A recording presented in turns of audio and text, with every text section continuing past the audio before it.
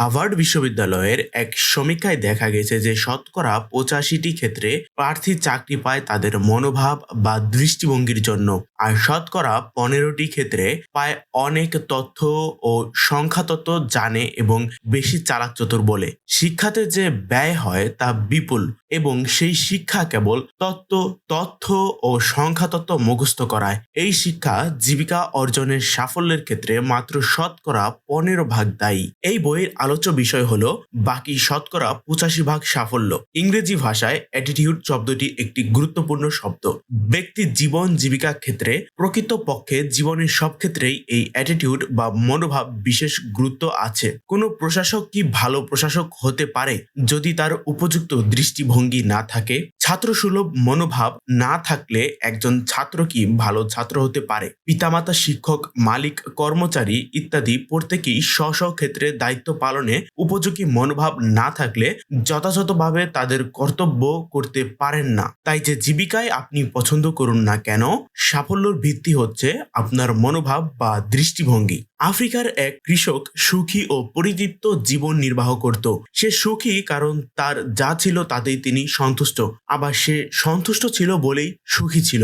একদিন একজন বিজ্ঞ ব্যক্তি তার কাছে হীরের মহিমা কীর্তন করে হীরের ক্ষমতা সম্পর্কে অনেক কথা বললেন। তিনি জানালেন, তোমার যদি বুড়ো আঙুলের আকারের একটি হীরে থাকে তবে তুমি একটা শহরের মালিক হতে পারবে, আর হাতের মুঠির আকারের একটি হীরে থাকে তবে সম্ভব একটা দেশের মালিক হতে পারবে। এই বলে বিজ্ঞ ব্যক্তিটি চলে গেলেন। কিন্তু সেই রাত্রে কৃষক আর ঘুমাতে পারল না। তার মনে সুখ ছিল না, কারণ হীরের অভাবে সে অতৃপ্তি বোধে পীড়িত।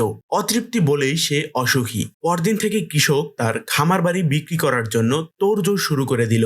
শেষ পর্যন্ত সমস্ত বিক্রি করে তার পরিবারকে একটি নিরাপদ জায়গায় রেখে সে বেরিয়ে পড়ল হীরের খোঁজ করতে। সারা আফ্রিকা সন্ধান করে কোথাও হীরে পেল না। সারা ইউরোপ খুঁজলো, কিন্তু সেখানেও কিছু পেল না। যখন স্পেনে পৌঁছালো তখন সে শারীরিক, মানসিক, এমনকি অর্থনৈতিক দিক থেকে সম্পূর্ণ বিধ্বস্ত। চরম হতাশাগ্রস্ত হয়ে অবশেষে বার্সেলোনার নদীতে ঝাঁপ দিয়ে সে আত্মহত্যা করলো। এদিকে যে লোকটি খামার বাড়িটি কিনেছে সে একদিন সকালে ক্ষেতের মাঝখান দিয়ে বয়ে যাওয়া ছোট নদীতে উটকে জল খাচ্ছিল। নদীর ওপারে একটি পাথরের টুকরোর ওপর সকালে রোদ পড়ে রংধনুর মতো বিচিত্র রঙে ঝকঝক করে উঠল।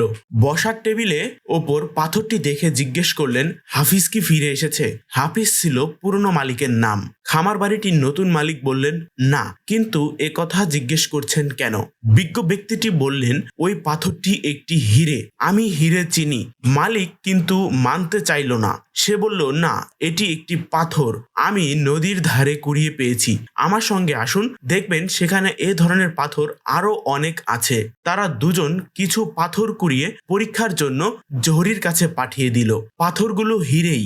দেখা গেল সমস্ত ক্ষেতটিতেই একরের পর একর জুড়ে অজস্র হীরে ছড়ানো আছে। এই গল্পটি থেকে আমরা 5টি শিক্ষা আমরা পাই। হাতের কাছে সুযোগটি যথাযথভাবে সব্যবহার করার সঠিক মনোভাব। এককের পর একক বিস্তৃত হীরে ভরা ক্ষেতটি ছিল হাতের কাছের সুযোগ। সোনার হরিণের সন্ধানে না ছুটে সঠিক দৃষ্টিভঙ্গি নিয়ে প্রাপ্ত সুযোগের সব্যবহার করাই উচিত।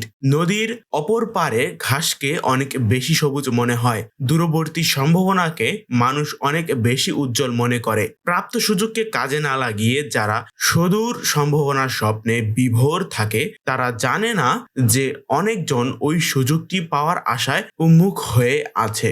সে খুশি হবে ওই সুযোগটি পেলে। সুযোগ সম্ভাবনা বোঝার ক্ষমতা যাদের নেই তারা সুযোগ এসে দরজায় কড়া নাড়ে, তখন আওয়াজ হচ্ছে বলে বিরক্ত হয়। একই সুযোগ দুবার আসে না। পরবর্তী সুযোগ যত বেশি ভালো হবে কিংবা খুবই কষ্টসাধ্য হবে, কিন্তু একই রকম হবে না।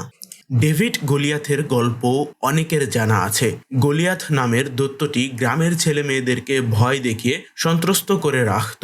একদিন ডেভিড নামের একটি 17 বছরের রাখাল ছেলে গ্রামে তার ভাইদের কাছে বেড়াতে এসে ওদের জিজ্ঞেস করলো, তোমরা দৈত্যটার সঙ্গে লড়াই করো না কেন? ভাইয়েরা ভয়ে বলল, দেখছো না কি বিরাট চেহারা, ওকে আঘাত করাই মুশকিল। ডেভিড বলল, তা হবে কেন?